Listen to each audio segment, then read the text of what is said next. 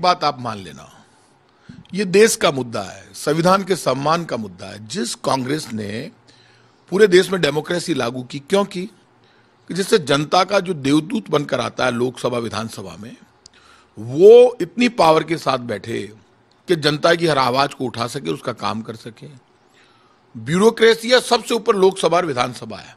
देश का आम नागरिक है, वो किसका प्रतिनिधि? आम आदमी का। दिल्ली में चाहे बीजेपी की सरकार हो, राजस्थान में कांग्रेस की सरकार हो, कल हमारे एक केंद्रीय मंत्री रहे मिस्टर भंवर जितेंद्र सिंह, वो रक्षा राज्य मंत्री थे। कल मेरी उनसे बात हुई। वो confidential report, annual confidential report वो लिखते थे अपने डिफेंस सेक्रेटरी की और जितने भी उनके अधिकारी हैं उनकी। जब मुख्यमंत्री अशोक गहलोत जी दिल्ली में थे तो आप पूछ लेना उनसे, हमारे नेता हैं वो भी लिखते थे रिपोर्ट। आप सचिन पायलट से भी पूछ लेना, अभी जो केंद्र में मंत्री उनसे पूछ लेना। यदि आज के केंद्र के मंत्री यदि नहीं लिख रहे हैं तो केंद्र में भी गलत हो रहा है। सवाल सिर्फ कांग्रेस बीजेपी का नहीं है। यदि आपने विभाग का मंत्री बनाया है तो विभाग का मुख्यमंत्री है, तो annual confidential report IAS officer की कौन लिखेगा, आरएएस ऑफिसर की कौन लिखेगा? आज तो नई बात मुझे पता चली, आरएएस ऑफिसर की भी हमारे यहाँ के मंत्री नहीं लिख रहे हैं। आरएएस ऑफिसर की उसका आईएएस लिख रहा है, आईएएस की उसका जो प्रिंसिपल सेक्रेटरी वो लिख रहा है, फिर प्रिंसिपल सेक्रेटरी और चीफ सेक्रेटरी दोनों मिलके वो जाती है चीफ मिनिस्टर के पास। बस, तो आपने बीच में से मंत्री हट गया। ये लड़ाई अशोक गहलोत जी से नहीं है, ये मेरे अधिकार की। यदि मैं मेरे अधिकार के लिए लड़ नहीं सकता तो मैं दूसरे को अधिकार नहीं दिलवा सकता, फिर मुझे राजनीति नहीं करनी चाहिए। ये इश्यू वो नहीं है। जब भी कोई बात होती है राजस्थान में तो फ्रंट फुट पे मैं ही खेलता हूं ना, फॉरवर्ड में ही खेलता हूं मैदान में। आगे बढ़कर वो सरकार को जब सेव करना होता है करता हूं। लेकिन यहां बात प्रताप सिंह के अधिकार की आ रही है कि यदि कोई अधिकारी गड़बड़ कर रहा है, 46,000 मीट्रिक टन गेहूं लैप्स हो जाता है अधिकारी की गलती से, और आप उस अधिकारी को 4 दिन बाद लिस्ट निकलती है, मैं उसके खिलाफ लेटर लिख के भेजता हूं, तो उसको अच्छी पोस्टिंग नहीं मिलनी चाहिए, उसके खिलाफ एक्शन होना चाहिए।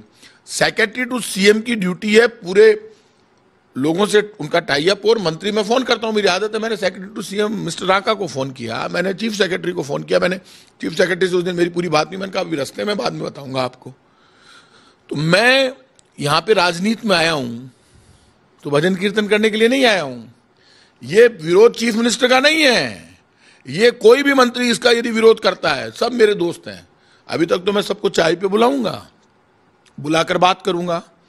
क्या मेरे से सबकी बात होती है? सब मेरे दोस्त हैं, सब कहते हैं आईसीआर हम लिखेंगे तो विभाग पे नियंत्रण आएगा। हमारी योजनाएं अच्छी है, सरकार की बहुत अच्छी योजना है। राजस्थान की सरकार नंबर 1 पर है योजनाओं में और पब्लिक वेलफेयर और डेवलपमेंट में। ऐसा नहीं कि मुख्यमंत्री की नीयत खराब है, काम बहुत अच्छा हो रहा है। लेकिन पावर डिसेंट्रलाइज करोगे तभी तो ज्यादा अच्छा काम होगा। पावर कभी सेंट्रलाइज अच्छा काम नहीं कर सकती, पावर तो डिसेंट्रलाइज होने से ही काम होता है। भाई, आप जब प्रताप सिंह खाचरियावाद फ्रंट फुट पे सरकार बचाने की लड़ता है, सबको अच्छा लगता है। तो आज यदि प्रताप सिंह खुद के अधिकार की, जनता के अधिकार की, राजस्थान की संविधान की रक्षा की बात कर रहा है, तब भी अच्छा लगना चाहिए। ये कोई विरोध नहीं है। ये बात इसलिए बाहर आई जब मेरे से आप जैसे पत्रकारों ने पूछा कि 46,000 मीट्रिक टन गेहूं लैप्स हो गया। ये मेरी स्टोरी नहीं है, ये पत्रकारों की स्टोरी है। और आपके अधिकारियों ने यूटिलिटी सर्टिफिकेट नहीं भेजा, इसलिए लैप्स हो गया, क्योंकि मेरे डिपार्टमेंट ऑनलाइन है, करप्शन है नहीं मेरे डिपार्टमेंट, वो कर ही नहीं सकता कोई। तो जो भी आता है उसका मन नहीं लगता वहां। लेकिन प्रमोशन हो गया अधिकारी का, अब वो प्रमोशन हो गया। तो ऐसे अधिकारी से मैंने, हालांकि मैं किसी को देखिए, जो भी अधिकारी गलती है, मैं गलती करूं तो मुझे जवाब देना पड़ेगा, तो जवाब तो देना पड़ेगा। इश्यू अधिकारी नहीं है, इश्यू मेरा संविधान है। जिस कांग्रेस पार्टी ने देश में आजादी की लड़ाई लड़ के लोकतंत्र लागू करवाया, संविधान लागू करवाया, जिस लड़ाई को लड़ने के लिए, नफरत को खत्म करने के लिए, संविधान का सम्मान करने के लिए राहुल गांधी सड़कों पर निकला है, वो आदमी रोज 25 किलोमीटर राहुल जी घूम रहे हैं। क्यों? क्योंकि संविधान का अपमान हो रहा है। तिरंगा हमारा धर्म है, हमारी आन बान और शान है। आप हिंदू, मुसलमान, सिख, ईसाई के नाम पर राजनीति नहीं कर सकते। आपको महंगाई, गरीबी का जवाब देना होगा। आटे, दाल, चावल पर आप टैक्स लगाकर लोगों की रोटी छीन रहे हैं। यही तो लड़ाई लड़ रही है कांग्रेस। तो जब आप पावर डिसेंट्रलाइज होगी तो कांग्रेस ने डेमोक्रेसी लागू करवाई, गांधी जी, पंडित नेहरू, इन्होंने लागू करवाई। तो गांधी, पंडित नेहरू, इन लोगों ने जिन्होंने डेमोक्रेसी लागू की, उस डेमोक्रेसी को बचाना हम सबका काम है। मेरी सरकार में यदि कोई दिक्कत है तो मैं मेरे मुख्यमंत्री से पर्सनली भी बात करूंगा, कैबिनेट में भी बात करूंगा। क्या हो गया भाई साहब? सरकार का अब ये बात उठी, इसीलिए उठी ना कि कोई अधिकारियों ने गड़बड़ की। मुझे तो अब मैंने मेरे अधिकारियों को अपनी एसीआर अपने भरी नहीं 4 साल, भरेंगे कहां से, मतलब अपन भर ही नहीं सकते। और मैंने कहा कमाल कर रहे हो यार तुम। और फिर मैंने जब रूल्स रेगुलेशन का पता किया तो मेरी बात हुई, ये सब अशोक गहलोत जी खुद भी भरते थे, सब भरते हैं। आज जब आदमी, आप एक बात ध्यान रखना, जब इसके बिना मंत्री पंगु हैं, फिर अफसर सुनते नहीं है। नहीं, एक बात मानकर चलना, मेरी आदत है, जब मैं मंत्री नहीं था तो भी सरकारों को झुका देता था, आगे नहीं जाने देता, वो एक अलग इश्यू है, खूब चलती है मेरी, सब जानते हैं, इसमें कोई बेवजह। लेकिन एक एसीआर में भरूंगा तो मैंने कोई ऑर्डर भेजा, विभाग का मुखिया मैं हूं, और वो लेके बैठा रहे 15 दिन तक, तो 15 दिन तक क्यों बैठा रहे भाई वो लेके? और वो उल्टा चले, ऑर्डर होके नहीं आए, वो एमएलए मुझे तंग करता रहे, साहब मेरे ऑर्डर का क्या हुआ, साहब वहां गड़बड़ हो रही है, जांच कमेटी बनाई तो जांच कमेटी नहीं आई अभी तक, तो वो क्यों परवाह करेगा, वो रिपोर्ट कहीं और कर रहा है। तो मैंने सेक्रेटरी टू सीएम से कहा, मिस्टर ये आपको रिपोर्ट कर रहा है तो आप इसको ठीक करो, और ठीक नहीं करोगे बात का पतंगड़ होगा। तो ये आप मानकर चलिए, ये टकराव नहीं है, ये संविधान की मर्यादा की रक्षा करने की लड़ाई है, और जहां संविधान के सम्मान की लड़ाई मुझे लड़नी पड़ेगी मैं लड़ूंगा। और ये मानकर चलना, आप मंत्री का अधिकार मंत्री पूरा यूज करे, मुख्यमंत्री का अधिकार मुख्यमंत्री यूज करे, तब डेमोक्रेसी लागू होती है। और ये कोई हमारे नेता का विरोध नहीं है, मुख्यमंत्री का विरोध नहीं है। यदि इसको कोई विरोध समझता है तो उसका कोई जवाब भी नहीं है। इसलिए कहा जा रहा है कि आपने कहा कि फिर मंत्री रहने का क्या मतलब है? कोई दोहराए नहीं, पूरे देश में यदि मैं पलायनवादी नहीं हूं, ऐसा नहीं है कि कोई मैं छोड़ के जाने वाला हूं, मैं व्यवस्था के अंदर खड़ा हूं तो व्यवस्था के अंदर रहकर ही लड़ूंगा, व्यवस्था से बाहर निकल के आप नहीं लड़ सकते। इतना पागल भी नहीं हूं मैं कि मंत्री रहकर ही मैं मंत्री के अधिकार की लड़ाई लड़ूंगा। मैं उनमें से नहीं हूं जो छोड़ के चला जाए, वो तो बहुत बड़ी गलती हो जाती। कभी मैदान स्पेस मत दो सामने वाले को, आपको लड़ाई लड़नी है उसको रिजल्ट तक लेकर जाओ। लड़ाई आपको जनता को अधिकार दिलाने, वो लड़ाई लड़ूंगा ना, क्या हो गया, पद छोड़कर नहीं, पद पे रह के ही लड़ूंगा। मैं पलायनवादी नहीं हूं, मेरे से कोई लड़ेगा तो मैं भी लड़ूंगा। मैं तो आदम छत्री हूं भाई, हम तो भगवान राम के वंशज हैं, हमें कोई मारने आएगा तो हम लड़ेंगे। इसलिए बात हो रही है कि अशोक चांदा ने भी कहा कि जलालत से अच्छा है कि हमें पद छोड़ दूं, अफसरों का नाम तक उन्होंने गिनाया है। तो ये बार बार ये आ रही है। एक बात सुनना, मैं कहां कह रहा हूं कि मेरे साथ जलालत, में कोई जलालत नहीं है, आपके लिए नहीं कर रहा हूं, मैं अशोक जानने के लिए। मान कुछ कोई लोग अपना अपना एक तरीका है राजनीति का, मैं छत्री हूं, मैं तो मेरी स्टाइल से लड़ूंगा। क्षत्रिय कैसे लड़ता है? भगवान कृष्ण ने गीता में कहा है क्षत्रिय वो जो भगवान के जैसा व्यवहार करे। मैं भेदभाव नहीं करता, जहां गलत होगा उस गलती के खिलाफ मैं बोलूंगा। आपको प्रताप सिंह खाचरियावास शरद जी के पक्ष में लड़ता हुआ अच्छा लगता है, तो फिर शरद जी कहीं गलत करें तो मैं शरद जी के खिलाफ भी तो खड़ा हो सकता हूं। मैं जब तक पक्ष में बोलूं तब तक अच्छा, तो विरोध तोड़ना कर रहा हूं मैं आपका, मैं तो व्यवस्था की बात कर रहा हूं। डेमोक्रेसी की मजबूती तभी होगी जब हम संविधान का सम्मान करेंगे और अपने अधिकार लेकर करेंगे। ऐसे नहीं होती है डेमोक्रेसी। मैं कोई खिलाफ बोल रहा हूं क्या? किसी नेता का मैंने नाम लिया और मुझे कोई जलालत नहीं है, किसी अधिकारी में हिम्मत नहीं है मुझे झुकाने की, मैं डरता भी नहीं हूं किसी से। मैं दूसरे मंत्री के बारे में पूछ रहा था कि ये मंत्री और अधिकारियों में एक है स्थिति जो बनी, वो बात नहीं मानते हैं मंत्रियों की। ध्यान रखना आप, स्वाभिमान, मर्यादा, धर्म, ये निभाना मेरा कर्तव्य है, मुझे ये आता है और ये राजस्थान की धरती ने मुझे सिखाया है। ये मानकर चलना आप, कोई मंत्री कोई एमएलए कुछ भी सोचता हो, सब मेरे मित्र हैं, लेकिन सबसे मेरी बात होती है, सब मुझे कहते हैं कि आपने जो इश्यू उठाया है वो लोकतंत्र का बड़ा इश्यू है। मुख्यमंत्री के सलाहकार संयम लोढ़ा ने कहा कि प्रताप सिंह खाचरियावास सही कह रहे हैं, एमएलए दिवा मदेना का मैंने ट्वीट देखा, वो सही कह रहे हैं। महेश जोशी ने कहा कि पता नहीं क्यों कर रहे हैं, सारे काम तो हो ही रहे हैं। महेश जी एसीआर पे नहीं बोले, अभी मुद्दा महेश जी नहीं है, इसलिए मैंने वो महेश जी का मुद्दा आज खत्म कर दिया, क्योंकि वो मेरे बड़े भाई, मैं महेश जी से नहीं लड़ रहा हूं, ना मुझे लड़ना है उनसे। अभी बड़े मुद्दे की लड़ाई है, महेश जी से लड़के मैं क्या करूंगा, मुझे क्या फायदा है? मैं तो मुद्दा एसीआर लागू करवा दूं मैं, एनुअल कॉन्फिडेंशियल रिपोर्ट, तो ये बड़ी बात है, ये कोई जिद नहीं है। मुख्यमंत्री अशोक गहलोत आप 3 दिन से बोल रहे हैं, सुन नहीं रहे हैं, अब बातचीत नहीं हो रही है। ये बहस छिड़ गई जब लैब्स की बात आई मीडिया पे। जब मुख्यमंत्री जी से मिलूंगा, उनको लेटर भेज चुका हूं मैं, तो पर्सनली भी कह दूंगा और कैबिनेट में भी कह दूंगा। हाँ बिल्कुल पढ़ते होंगे, जनता को पता ही अब चला है कि एनुअल कॉन्फिडेंशियल रिपोर्ट, ये चीजें जनता में आनी चाहिए। एक एसीआर होती है जो मंत्री लिखते हैं, तब आइए सारे सब लाइन पर चलते हैं। अपने पास रखना चाहते हैं।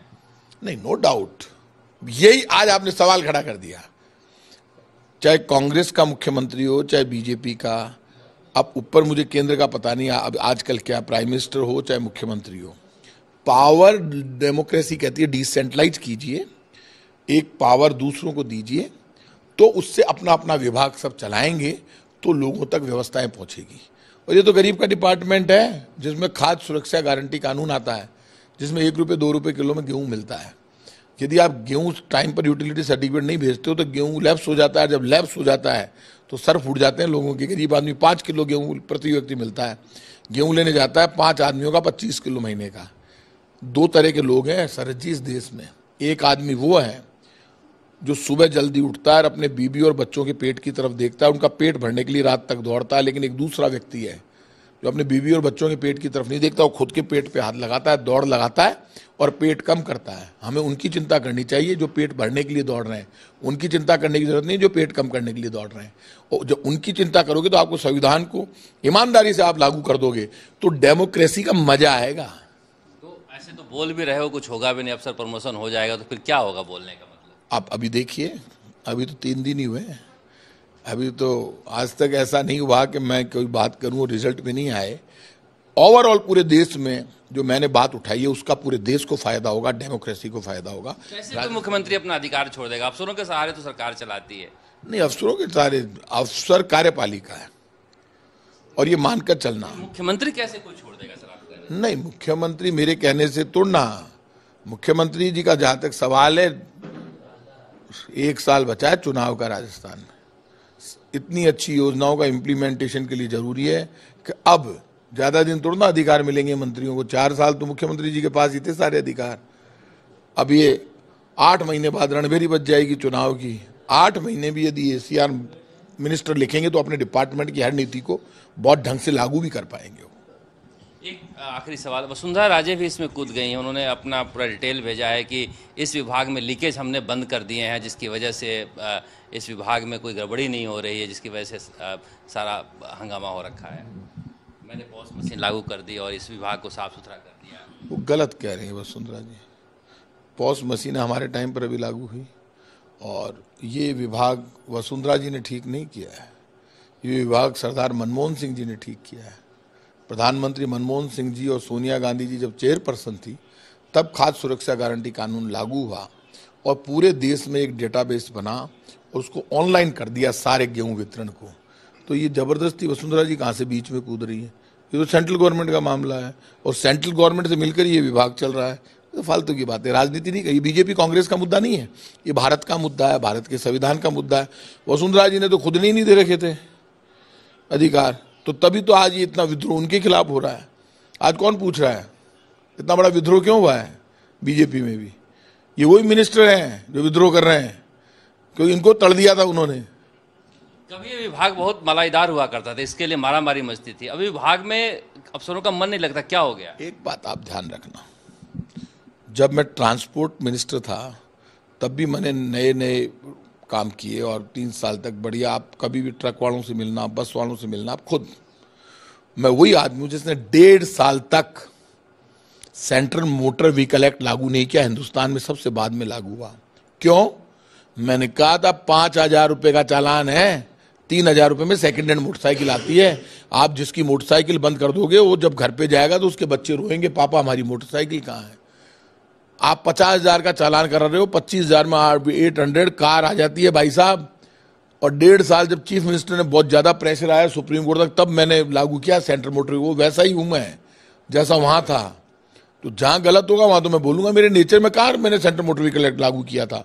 वही तो प्रताप सिंह आचार्य जिसका नितिन गडकरी से बहुत माथाफोड़ी हुई, वो गलत बनाया था उन्होंने सेंट्रल मोटर व्हीकल एक्ट। आप जिस आदमी के पास खाने के लिए रोटी नहीं है, बड़ी मुश्किल से मोटरसाइकिल खरीद कर लाता है, मोटरसाइकिल की कीमत 3,000, चालान की कीमत 5,000 और 25,000, लोगों ने मोटरसाइकिलें जला दी थी, आपको याद है? इशू कांग्रेस बीजेपी का नहीं है। ये है कि जो नेता प्राइम मिनिस्टर और चीफ मिनिस्टर बन जाए वो कहे सारी शक्तियां मैं ले लूं। तो यदि देश में फिर जिस दिन प्राइम मिनिस्टर और चीफ मिनिस्टर के डायरेक्ट चुनाव होंगे तो हम क्या उस तरफ जा रहे हैं क्या? मंत्रियों का मतलब क्या है? एमएलए का मतलब क्या है? पावर को डिसेंट्रलाइज करना पड़ेगा।